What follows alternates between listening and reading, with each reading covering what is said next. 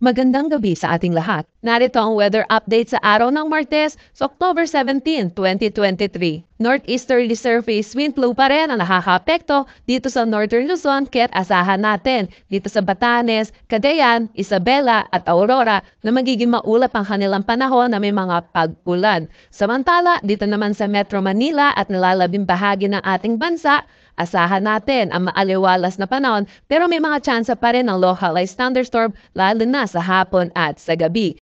Dahil tayo sa magiging panahon natin bukas dito sa Luzon, malaking bahagi pa rin ang Cagayan Valley region na makakaranas ng maulap na panahon na mga may pag-ulan dahil pa rin dito sa northeasterly surface wind flow. Samantala, sa nalalabing bahagi naman ng Luzon, asahan natin ang maaliwalas na panahon na may mga tsansa ng localized thunderstorms. Para naman sa mga kababayan natin dito sa Visayas at Mindanao, asahan natin na magiging mainit ang kanilang panahon na may mga tsansa pa rin ng localized thunderstorm lalo na sa hapon at sa gabi. Wala tayong nakataas na anumang gale warning sa anumang seaboards ng ating bansa pero asahan natin ang moderate to rough na kalagayan ng ating karagatan dito sa Northern at Central Luzon. Para naman sa nalalabing bahagi, asahan natin ang slight to moderate na condition.